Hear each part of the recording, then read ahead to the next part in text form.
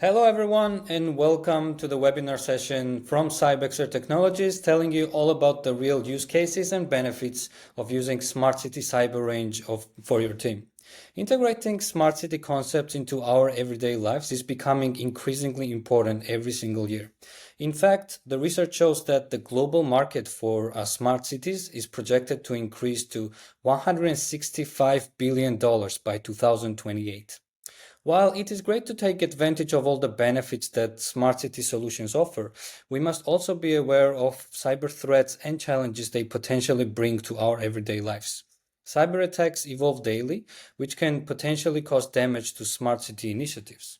That's why organizations need to embrace innovative solutions, training solutions like Smart City Cyber Range to address these problems and ensure the safety of their projects. To tell you all about this technology and its capabilities, today I'm joined by Manager of Smart City Cyber Range, Nõmmsalu, and Head of Software Development, Sten Feldman from CybExer team. Hi. Without further ado, let's get into this conversation and start talking about the fact that smart cities are increasingly interconnected, but this also makes them more vulnerable to cyber threats. So my first question would be, what are some of the biggest challenges that cities face today in securing their digital infrastructure? Yeah, so before we go into the challenges of the smart cities and the risks that all these interconnected systems pose, let's very briefly cover what is this magical smart city that we talk about. So first of all, there isn't a single universally accepted definition of a smart city. There are some common grounds which many of the key players agree on. And these common themes are the technology, data, sustainability, and improved urban living. So using the technology and everything related to that to make the life of citizens much better. In my own mind, the most critical thing about the smart cities is the various e-governmental services that the cities provide, so that you don't have to go to the city government to mess with the papers, fill out different forms constantly over and over again. So providing the e-governmental services helps the citizens to actually interact with the city governments much more effectively. This, of course, poses different risks to the data that citizens provide to the city, but also for the city itself. There need to be some actions taken to secure this data, to secure the systems. In addition to the e-governmental services, different online portals, of course, there's quite a lot of technology that is being deployed to the city, citywide. So one of them is the IoT solutions, monitoring the environment of the cities, the air quality, monitoring the people traveling around the city, which are the hotspot in the city, managing the traffic. Also, one of the services that the smart city involves is pushing people away from their personal cars into the public transport. That's maybe not one of the things that is not so commonly thought about smart city, but it still comes into the same segment. With the IoT and the OT systems in the city, it provides quite a lot of benefits. So some of the examples from my own hometown, what the city is doing, deploying smart lighting into the city. So to be more power efficient, the lights will turn off if there's no pedestrians. The lights will turn on if it gets enough dark in the city. Other various things like smart buildings, trying to be more energy efficient. But this also brings some technological overhead to the city government to manage. So you are constantly getting more devices into your network. You have to deploy more services that you have to protect. But all in all, what I want to tell about this is that even though you have these very specific smart city protocols that are being deployed for managing the sensors, getting the sensor data into the servers. The underlying infrastructure between all of those various systems, it's still the same old IT infrastructure. You have some server rooms in your city government, or you have some cloud entities that you have to start securing. The city's attack surface also involves various city government departments that are across the city interconnected with the networks. So there's quite a lot to secure in the city with these new additional things that are coming with the smart city technologies.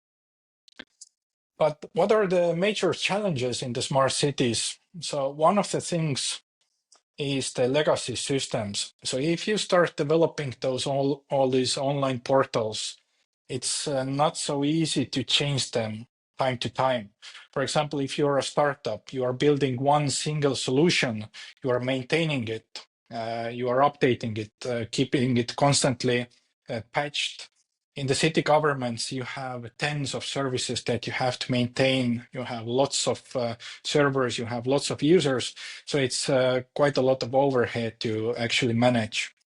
So I think that's one key element in the security aspect. Other is the complex infrastructure in the cities, as it has lots of entities. I know the city I was previously working in as a network administrator, half of the city was under our control.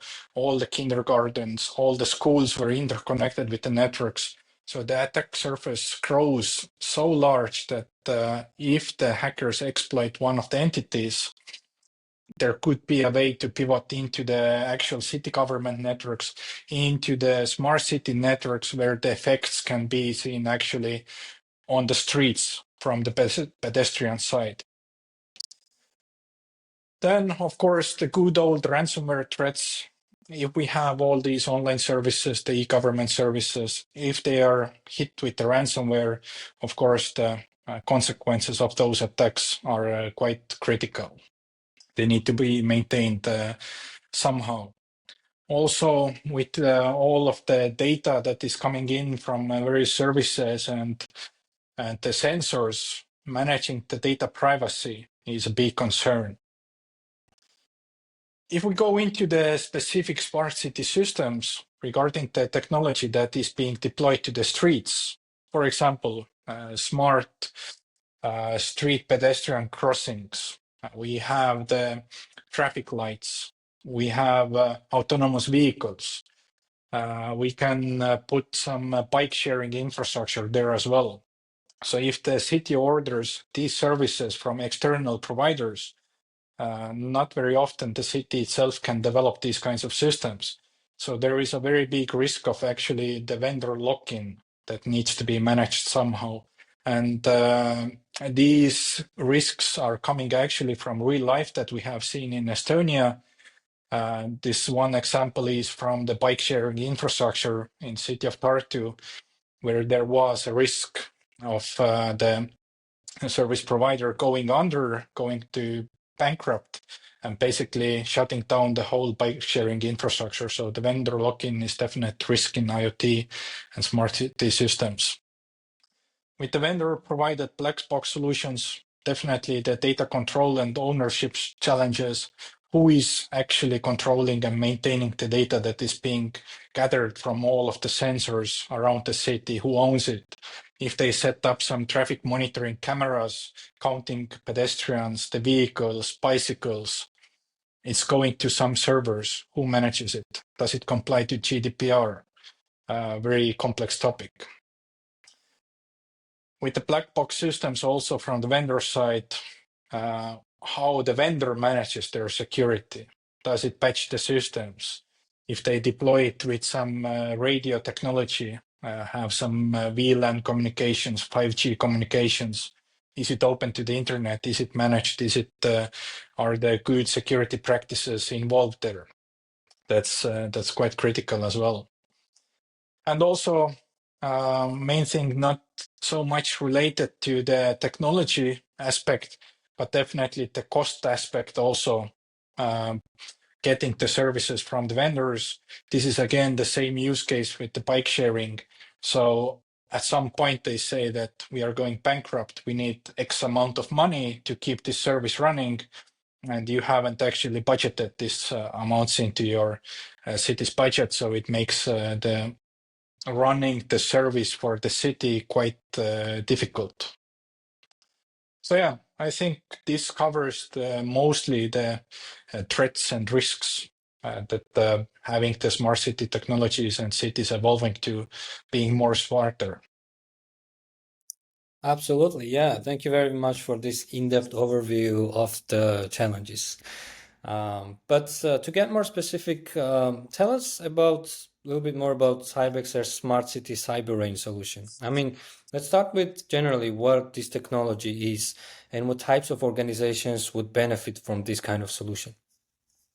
Yeah, well, the Smart City Cyber Range itself is one specifically tailor-made cyber range content that is more oriented towards cities and various vendors of smart city technologies. So it helps the members of these organizations and companies assess their cyber incident response capabilities and play through various crisis situations that are relevant for them technology-wise.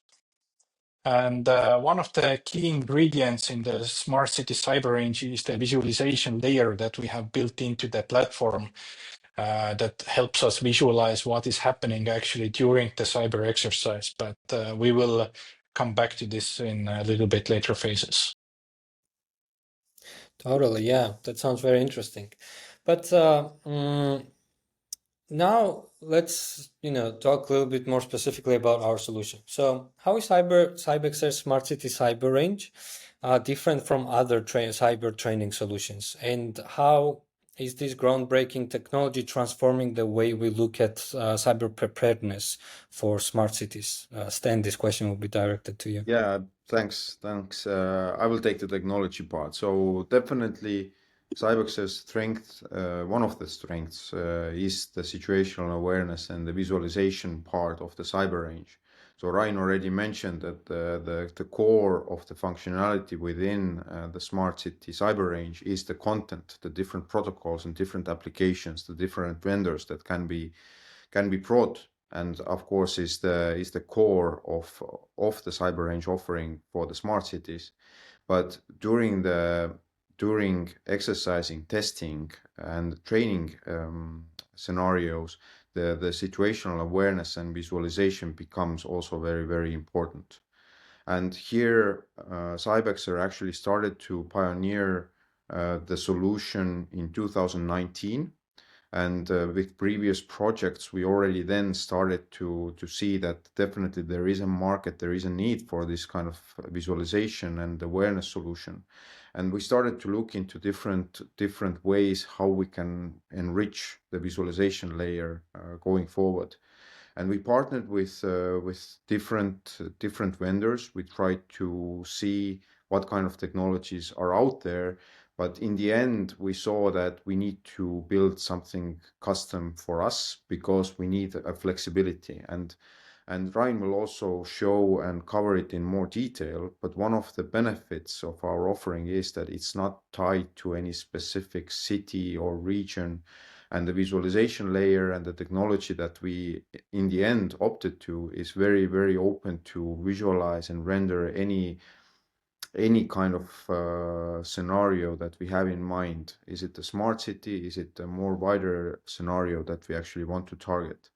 One of the key technologies from the open source that we actually used is Babylon JavaScript rendering engine, which is used for powerful and beautiful scenario building in the 3D world. And currently the generic compute is already at that stage where we can draw a very beautiful scenario and enrich it with data layers, and we can show this straight in the customers or the clients' computers running in the web browser. So in the 2019, if we just go back a few years, we were still in the situation where where still a lot of the 3D rendering happened in a very like in a separate environment, a separate application, which meant that consuming these views and setting up the views was also quite a challenge. It required a separate computer, a separate setup that needed to be done.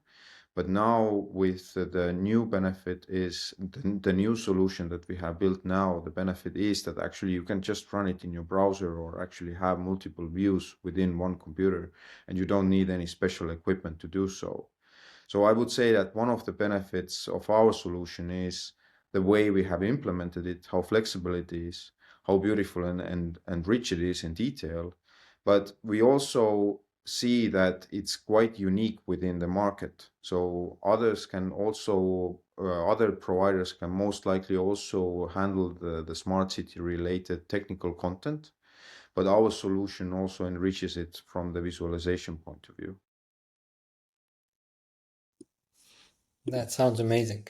And you briefly mentioned this, but if I may ask, how did the CybExer team come up with this idea? Was there like a particular need from the market? Or? Well, the need is already was there in 2019. Yeah. But the solution actually that we created was part of a project. Maybe Ryan can cover it in more detail. The visualization layer was only part of it. But yeah, the demand was there definitely already years ago, and it was sort of the brainstorming around what we wanted to build was quite long. The project itself, when we knew what we wanted to implement, did not take that long. And definitely there is work still ongoing to have different scenarios and different views still to be implemented together with the data layers. Interesting. And before we jump into the demo parts, I'm just curious to know, from your experience, what are the biggest benefits that this technology brings to organizations worldwide, besides the ones that you already mentioned? So definitely the benefits for the organizations that would participate in a cyber exercise involving the smart city cyber range, the benefit for them is that they have an understanding about what it feels to be under a cyber attack.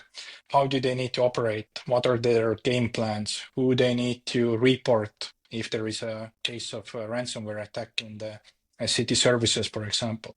So basically, cyber crisis management training, they understand what are their procedures, who is doing what, how they are doing it, and then when going back to their organization, their city, their company, they can refine their playbooks on how to actually operate during the cyber attack.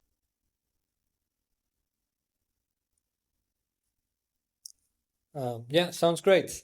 And now let's get into a little bit more interactive and more, I guess, visual part of our webinar and start showing the demo of what Yeah, let's this show it. smart city Yeah, cyber is. let's see it. Yeah, Growth is cheap.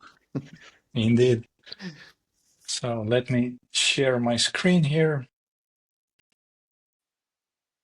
So here we have the visualization layer that we built into the cyber range for visualizing what is happening during the cyber exercise. So at the current point, the cyber exercise is at the starting point. So all of the systems, all of the elements in the city are in good working condition. The teams that participate in the exercise, they have to start defending all kinds of elements in the city. For example, they need to defend their power grid. They need to defend their mobile networks, their airport systems, traffic lights, all different OT systems, IoT systems. And of course, we have the workstations of people. We have normal services like web servers that are replicating the online portals of different cities. So this city that we currently see in the screen, that's modeled based on the Abu Dhabi.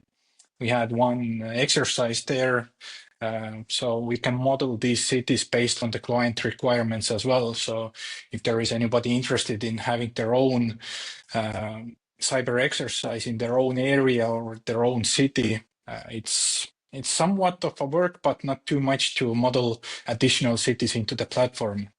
We are gonna take a look into a couple of cities also that we have created for this smart city cyber range. But let's go through how this visualization works. So I will be playing also as the red team member, trying to hack into the power grid here. So in my other window, I'm currently starting an attack against the power grid. Just perhaps to add here to actually how we build the city up is that one of the CybExer's benefits is that we also support fully air gap solutions. So we use the real street data to actually create the city scenario here, but it's not one-to-one. I mean, we can alter it. So we have added additional components like the grid there, the power plant or the substation, meaning that we can tailor the city based on the requirements and the scenario, and we take all the assets and they are presented directly from the web view. And one of the things which the engine allows us to do is that we don't need to have all the buildings as a separate object, but we can group them. So that's why it's one of the benefits for us as well. The pipeline does this automatically, and thus the client rendering, which is just a standard web browser, it has no trouble to actually visualize this 3D view. Yeah, very good points, Sten. Thanks. So yeah, indeed, in Abu Dhabi, if you have ever visited, the airport is not so close to the city. So we, just for the sake of the exercise and the map not being too big, we moved it closer so we can modify the elements, remove them, add them. It makes it more compact. But now, as the red team has started the attack, we can see that the power plant is now flashing in red, and also the dependencies for the power grid, they are also interactively flashing, so it gives you the sense of urgency that something is happening with this specific component of the cyber exercise. Behind this power plant, there is actual virtual machines running the power grid simulator with the actual PLC controllers, with the human machine interfaces that are being also monitored by our system. So, but first, let's take a look how it looked previously without this smart city view to give you the sense why this kind of solution is actually needed. So usually in the cyber exercise, we have some mission control room where we have on the big screens on the wall some kinds of visualizations. So these visualizations provide the participants and observers of the cyber exercise, or even the CISOs or decision makers of the participants, to have an understanding what is currently going on in the cyber exercise and what is the state of the networks that their organization members are actually defending.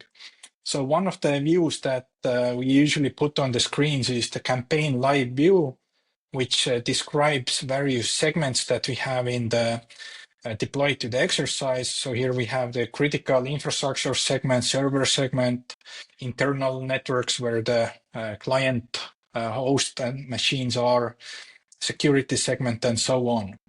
And each of these boxes here are some virtual machines, routers, firewalls, etc. So having a look at this view, even though the power grid of your city is under attack, lots of people don't have actually electricity at the moment. The sense of urgency doesn't come up with this view. We can see some flashing icon here. We know that it is being attacked. We know that the red team is actually doing something on this system, but the effect is not visualized very well.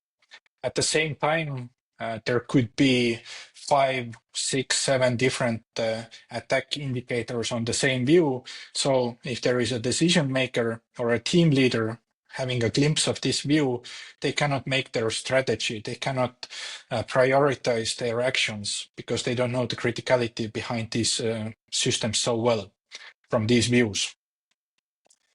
Let's take a look at another view that we quite often have visualized.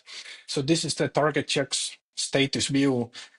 Our system is polling constantly all the systems that are being deployed to the defenders. All of the services that are critical in their game nets are being polled. For example, if the tactic of the defending team is to shut down the server to defend against the attacks, then the monitoring here goes red and they actually start losing points. But visually, it's not very indicative of the actual criticality because you have a lot of systems and you don't understand the dependencies behind the system. So here, for example, we have one single workstation, one single employee Windows workstation, and the criticality level seems to be pretty much the same as for the firewall that is defending the whole network segment, for example. But let's now see what happens if the attacker completes their objectives. What is the effect of it? I will also submit the attack report from the red team side about successful attack. Let me quickly create the report here.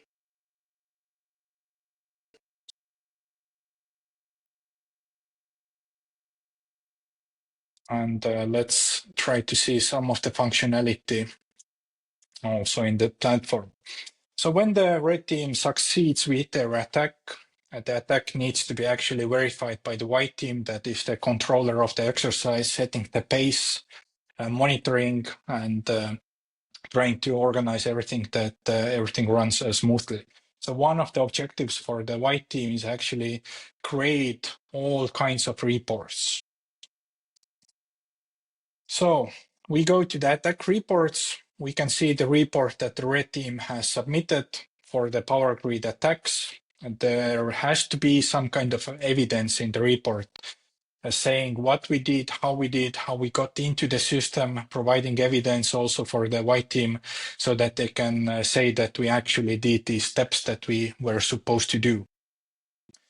In the cyber exercise, one of the things is that there can be a lot of teams. There can be cyber exercises where there's 20 teams and we might have 10 different attackers doing different objectives at the same time.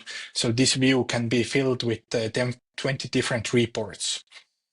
So pivoting from the smart city perspective a little bit into the AI segment also, here is a good point where to discuss this.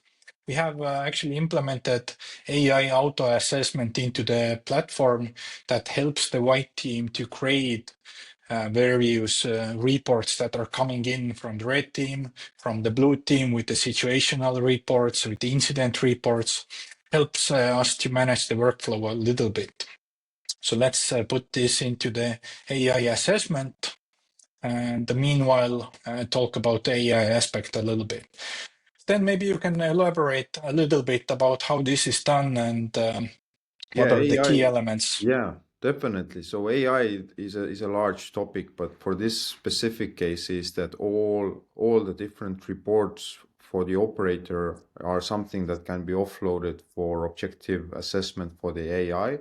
And what you have opened here currently is the default AI prompt for an exercise. But depending on what kind of exercise and scenario is in question, or what kind of organization is actually being part of the exercise, the prompt can be changed. So in this case, what we are actually looking is the default prompt for the AI to do the objective assessment, but it can be flavored depending on the customer's requirement. And also we support very different language models and providers. They can be cloud based or even hosted on premise. So again, if there are some sensitivities where the customer would not like to submit these reports for public model, then we can definitely also support locally hosted models. But the key here is what Ryan, you already mentioned, is to be more efficient during an exercise or training event, and to scale the requirements from the control team, so that actually one person can actually assess all those reports in a very efficient manner. Yeah, thank you for this input. So let's quickly go through the prompt. So I'm not gonna go through it, all of it, but let's see what is the prompt for the good attack report evidence, and let's assess how was my report actually created, and do I have all the elements in place that should be present in a good attack report. So sufficient proof that the attack objective was achieved, has enough technical evidence that the target is in the state described in the objective. It may contain images to make the evidence more trustworthy, and brief and informative. So this is how a good attack report should actually be written. So let's take a look what I had.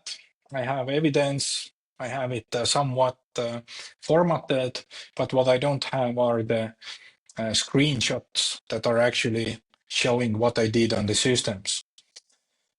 And we can see that good structure, clear evidence, objective was achieved. To further improve this report, include some screenshots or logs demonstrating what I actually did on the system. So I totally agree on the feedback from the AI. If I would be manually grading it, I think it would be more or less the same. So I think this can be confirmed by the white team. Now, after the white team has confirmed this attack, now the effect of the attack will be visible also for the blue teams. So they know that their system is compromised. They need to start doing some activities in the system. Let's quickly pivot back to the views that we had before we had this smart city visualization layer. So we can notice that from all of these virtual machines that we have, one of them has changed the color. But imagine that you have multiple attacks going on. There's quite a lot of them in different colors. It's for the decision makers and team leaders quite complex to actually say to the team that, hey, don't work with the Windows machines at the moment, concentrate on this specific host. Let's check this view also. And scrolling through it, it's even harder to notice that something is wrong, but we can see that this host is now in compromised state. So not so clear. We can, of course, put in some filtering, but still doesn't provide you the criticality of this event. And moving on to the smart city view, it's very evident that this system has lots of dependencies behind it. Half of the city depends on this power grid segment, this power grid system, and a lot of people are affected. So this system should be taken as a very critical element in the cyber exercise. I think you very well described our CybExer's approach to the layered visualization that we are actually here trying to convey, meaning that the operator within actually the participant within the exercise, they can see the HMI, the very raw technical data, and then you step up from there where you can actually access the ISA target checks status page to see how the GMA and the ISA report status on the infrastructure, and then move onwards to the campaign live, and then the smart city visualization gives you again even more information about the impact of how the infrastructure actually is connected to the real world scenario. Yeah, very good point. But let's also from here check couple of different cities that we have built into the platform at the moment. Many of these cities we have run some kind of an exercise on top as well. So for the next city, let's try to load in the Kiev from Ukraine. So this is So this is just the list that you actually showed there. Just is just based on what kind of exercises we have ingested into the demo environment, and the list grows as our customers are really looking into having their own city, their own scenario within their cyber experience. indeed all cities across the globe can be pulled in actually. We are using the open source data to pull in the elements of the cities. And I think it's even good topic to discuss that if we are actually going to some specific place, it's very uncommon that the customer would be okay to have some other city. I mean, everybody wants to actually have their own own town or their own city to actually to play the scenarios through.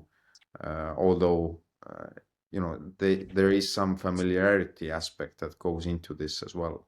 But again, the technology shows that if you have the same objects within the canvas, the visualization story will be the same.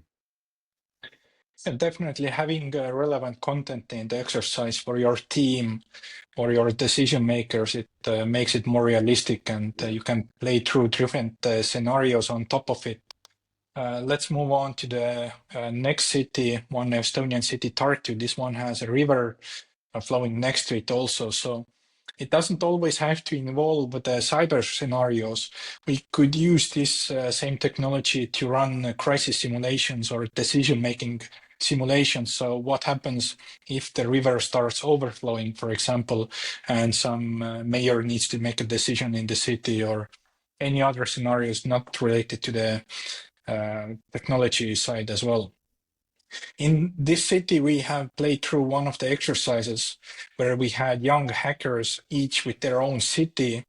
And in the initial state, the city was fully red. All the systems were compromised, and they had to start going through various systems to hack into, then fix some configurations, get the flags, and start making the life in the city work again. So it was a quite interesting event that we ran on this city model. It can be found as a cyber battle of Nordic Baltics. There's quite a lot of video material available online as well. In this city, we also have one other demonstration about the 3D capabilities of the platform. The vehicle at the moment is in a stop state, but we have the possibility to actually point the camera of this visualization to any point in the city and make it follow any object around the city. So it can be an airplane, it can be a vehicle, a satellite, whatever. So it's quite modifiable what we can do in this platform. Yeah, there's really the sky is the limit here, and it's not even we can even go beyond that, meaning that we can actually, instead of bringing cities into the 3D canvas, we can actually visualize factories or some other components and tie those components into some IT infrastructure. So the way we have implemented it, it really gives us the capability in the future to tie any scenario to this 3D view and then visualize it to convey a better story. But at the same time, we can add data layers to this map as well. So whatever important data points you want to show, they can be added here. Yeah, and in simpler terms, basically, if there exists a 3D model of something that we want to show, we can put it into the platform. So it can be insights of a factory with some factory lines going on with the robot arms. We can visualize those. So if there is a 3D model, we can incorporate it into the platform. Yeah, and that's definitely a strong benefit of our solution. Going back again, when we were assessing different options and technologies, many these kind of city or visualizations around smart cities are actually very tied to the city models themselves. So again, if you have a scenario where you want to go with it inside the building or do some more detailed rendering, then the option would be not suitable. And yeah, this is definitely one of the cool demonstrations as well, where we can actually have a more zoomed out view for landscape, and actually we can have a scenario tied to the way that actually on one map you have multiple teams participating. So that would also give quite good detail and situational awareness during a training or exercise event. Yeah, that's a good point. So this visualization allows us also to conduct different exercises like red team versus red team. Let's imagine for a second here that we have two red teams trying to hack each other. So if we assign each team into a different city and incorporate same elements into both of the cities, the radio towers, the power grids, the different web servers, so they can start attacking each other's systems, and we can immediately visually see how other team is doing by comparing the colors of their cities. How are the services in the cities working actually? And now moving on to the largest map that we at the moment have, the London with lots of buildings. This is quite the amount of objects, but we have done quite a lot of optimizations on the maps and 3D objects, so that even though the map differences and the amount of objects is much greater, you can notice that there isn't any performance impact on the platform. And this visualization running just in my web browser. It's not rendered in the backend. It's being rendered straight in my web browser.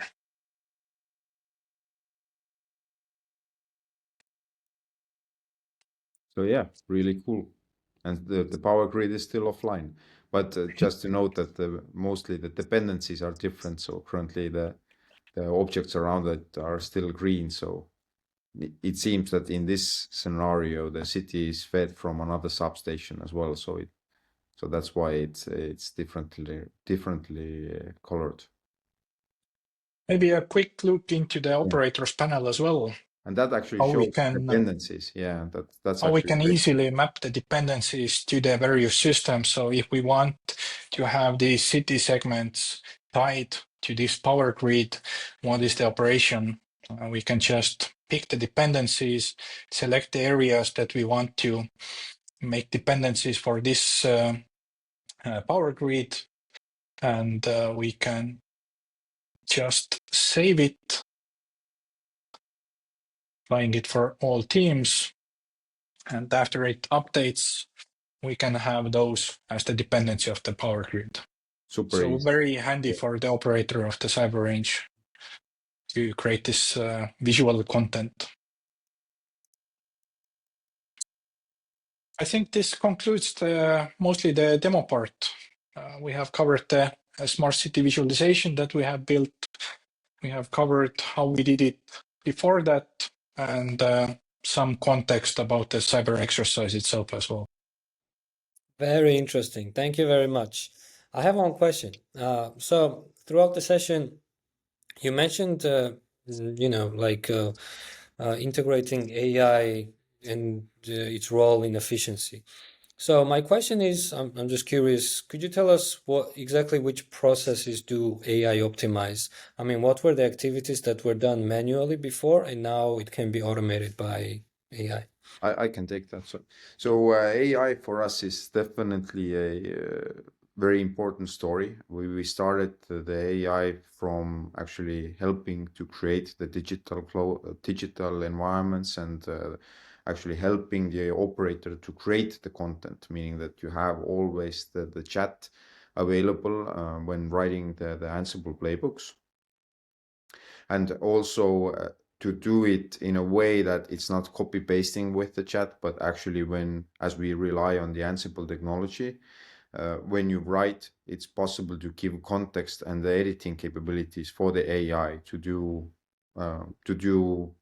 descriptive analysis, what the playbook does, but also you can actually choose to edit the Ansible playbooks using natural language inputs. But this was just the beginning. Nowadays, we actually are trying to implement it throughout the CyberRange platform. So what Ryan was demonstrating is now that the AI capability is already used during a cyber exercise or training event. So it's mostly about enhancing the operator.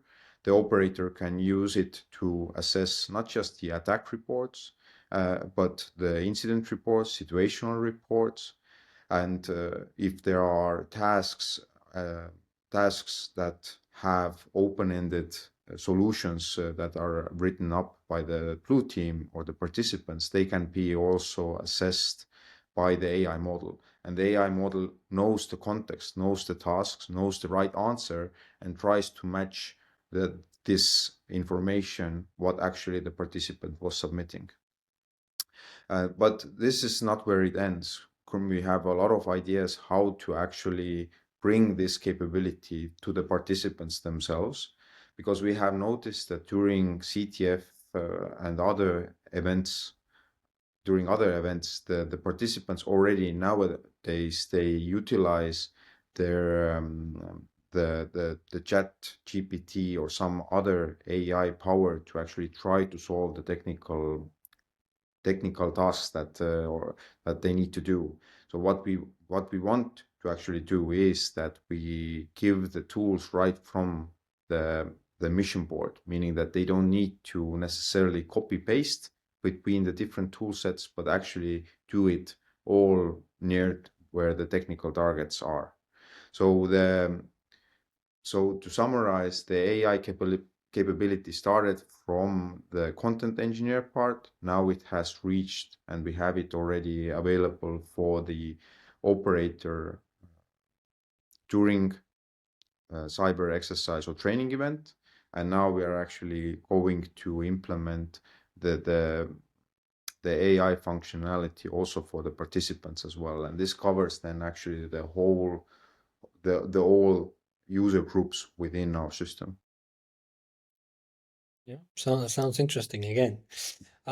So thank you very much for this interesting session. This walkthrough was very visual, and I hope our viewers found it as captivating as I did. In case you have any questions regarding Smart City CyberRange, feel free to reach out to our team from the link below, and we will be happy to answer any of your inquiries. If you'd like to learn more about generally cyber ranges and digital twins, take a look at our blog where you will find all different kinds of informative content covering these topics. Thanks again for tuning in this webinar session, and see you in the next one. Thank you. Thank you. Thank you. Bye. Bye-bye.